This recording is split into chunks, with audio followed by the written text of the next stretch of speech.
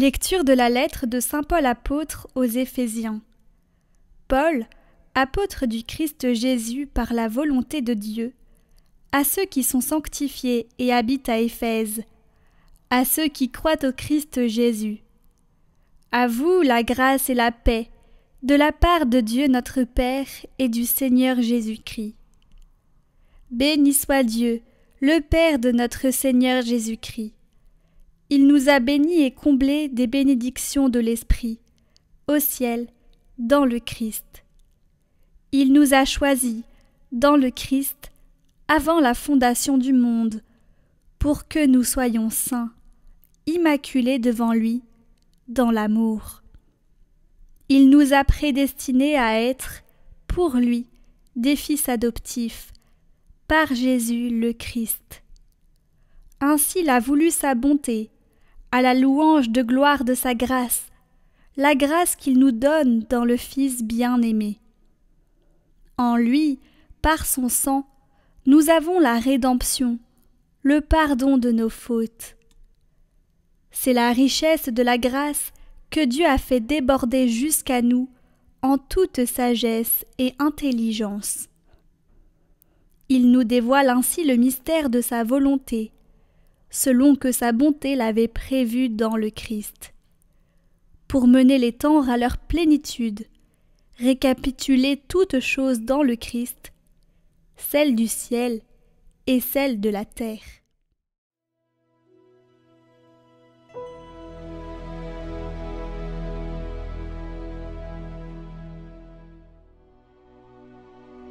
Le Seigneur a fait connaître son salut.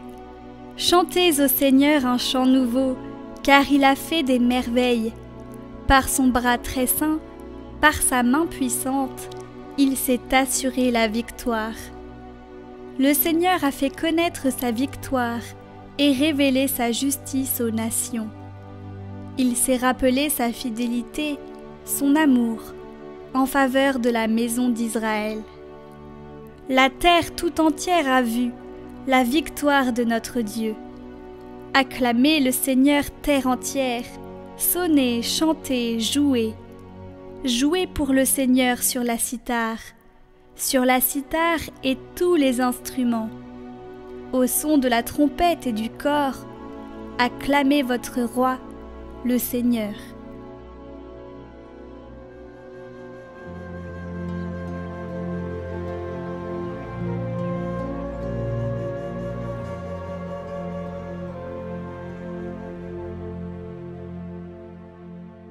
Évangile de Jésus-Christ selon saint Luc.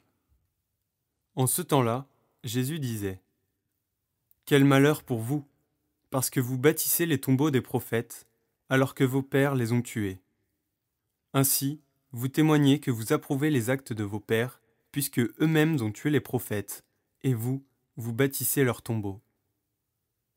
C'est pourquoi la sagesse de Dieu elle-même a dit : Je leur enverrai des prophètes et des apôtres. Parmi eux, ils en tueront et en persécuteront. Ainsi, cette génération devra rendre compte du sang de tous les prophètes qui a été versé depuis la fondation du monde, depuis le sang d'Abel jusqu'au sang de Zacharie, qui a péri entre l'autel et le sanctuaire. Oui, je vous le déclare, on en demandera compte à cette génération. Quel malheur pour vous, docteurs de la loi, parce que vous avez enlevé la clé de la connaissance, vous-même n'êtes pas entrés, et ceux qui voulaient entrer, vous les en avez empêchés. Quand Jésus fut sorti de la maison, les scribes et les pharisiens commencèrent à s'acharner contre lui et à le harceler de questions. Ils lui tendaient des pièges pour traquer la moindre de ses paroles.